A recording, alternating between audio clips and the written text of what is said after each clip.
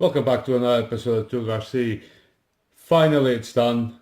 Finally I've accomplished what I wanted to do. And this is the end result, including with the trailer and everything.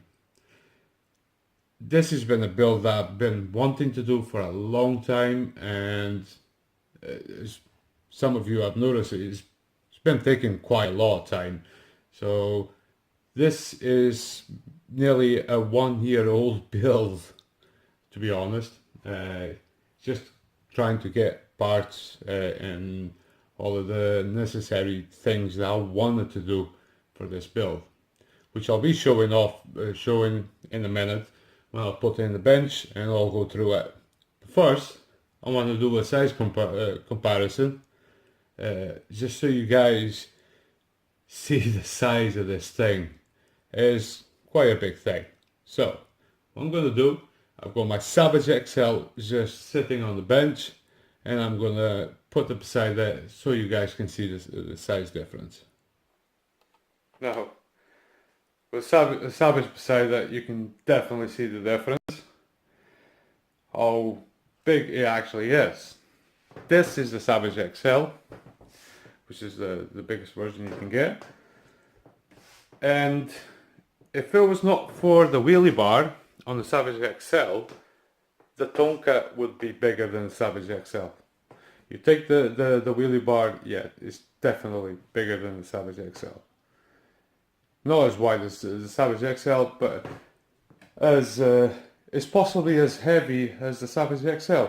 That weighs 5 kilos, which is around 11 pounds or something like that. I need to double check. But I weighted it and it weighed 5 kilos, just over 5 kilos. So it's heavy, the Tonka, because it's all metal, you know. So I'm going to move into the bench and we're going to go through a few things that I've done on it. So we get a closer look. I'm very proud of the paint job. It came out very nicely, and the detailing as well. The detailing was actually done, don't tell my wife.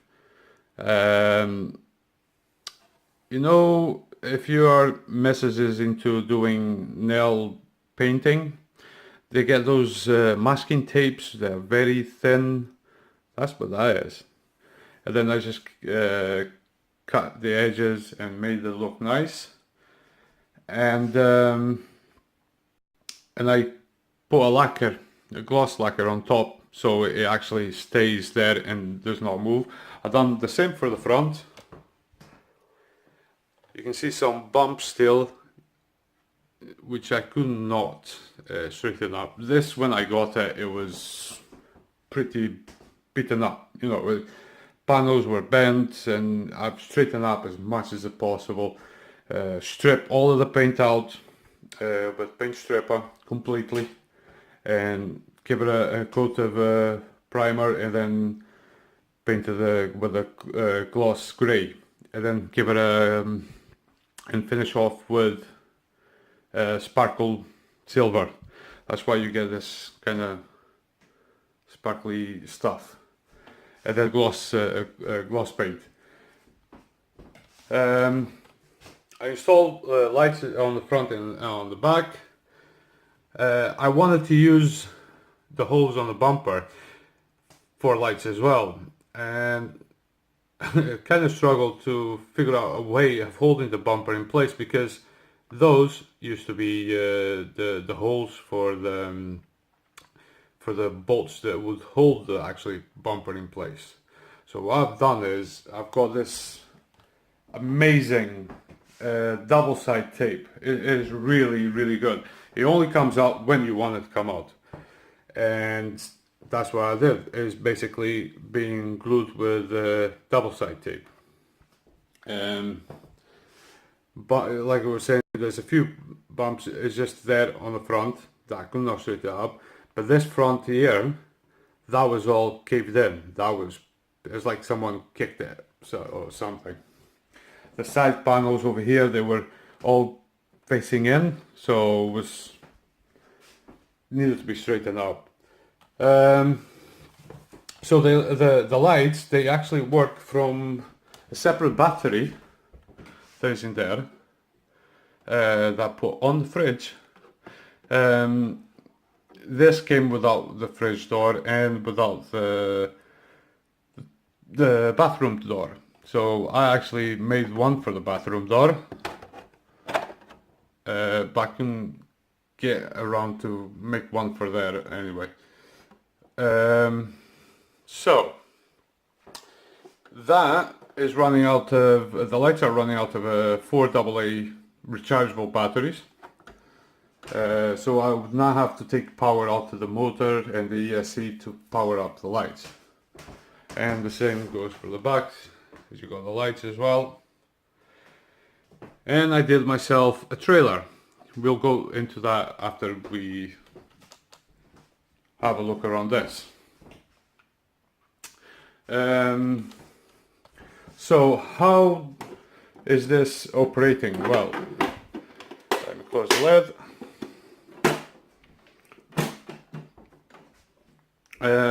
Initially I wanted to get those lights to work, but I couldn't get, I would have to either get, open the hoses slightly more to fit the lights, but then I figured out that it would be too much cabling, and yeah, there's not a lot of space in between, especially when you got the mirrors. And I didn't want the cables to be on show, so I decided not to put lights on top.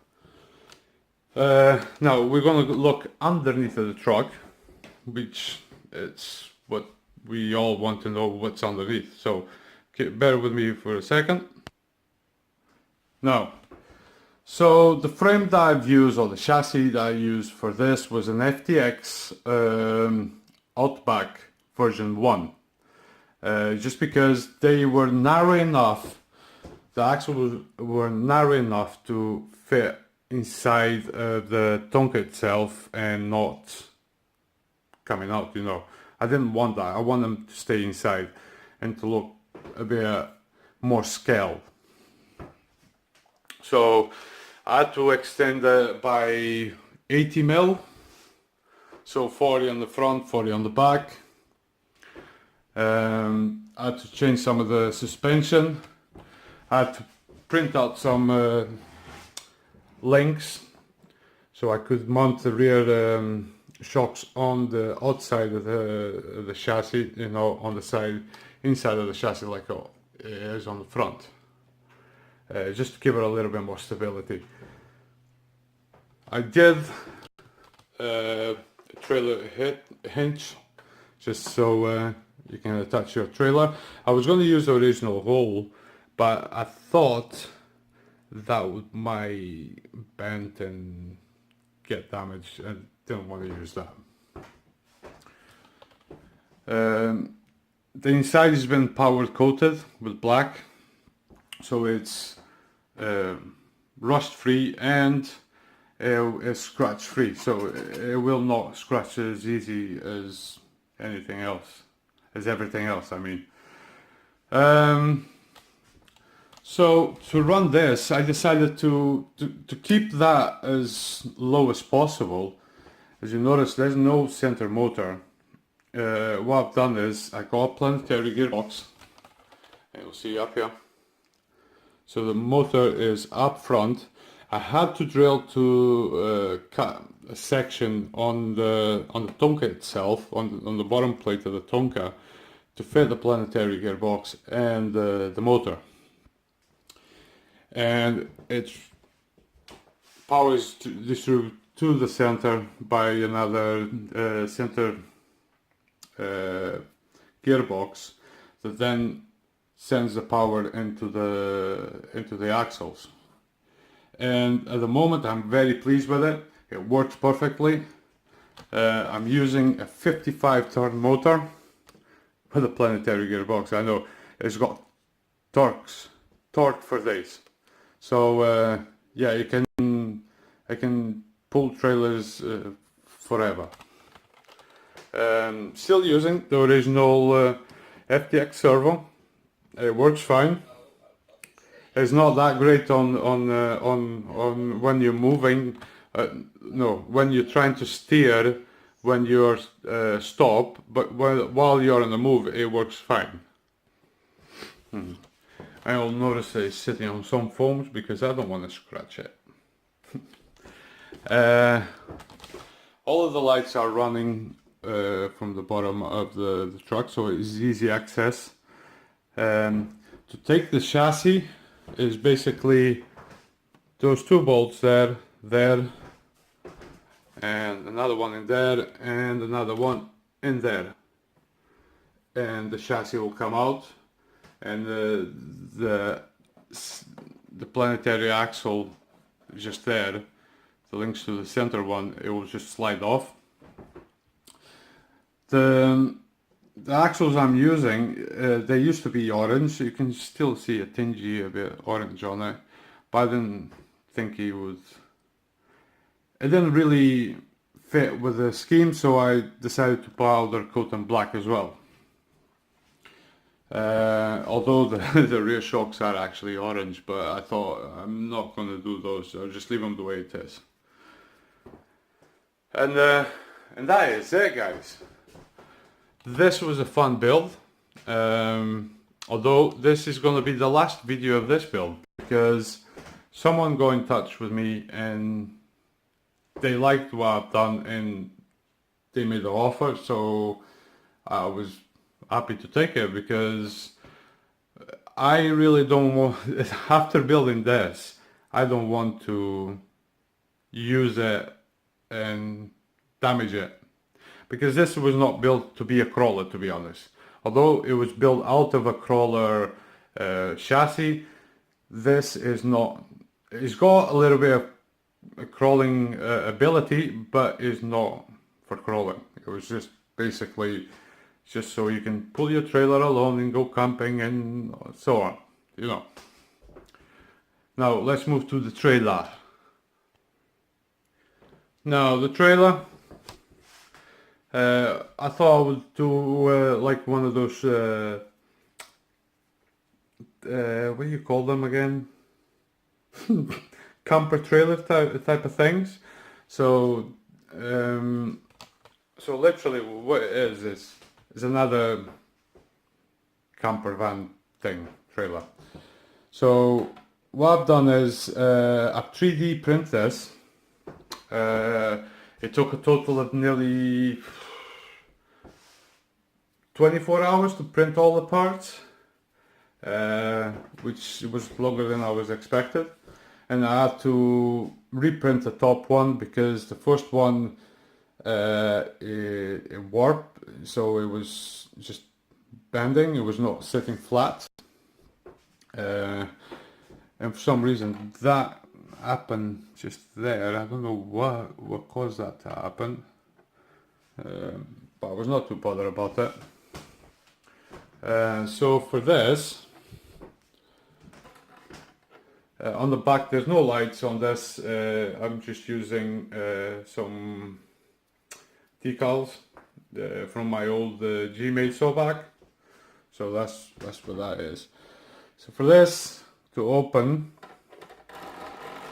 if I can do this with one hand, there it goes. So you take this elastic bands off. Wait a minute, see if I can put this down. There it goes. And you pull it up, open it, and then in the middle, in the center inside, there's a pillar. You pull this pillar up towards you and it locks in place, and that does not move. Right? So you can put another 2 people inside of that. Not real people, but you know what I mean. And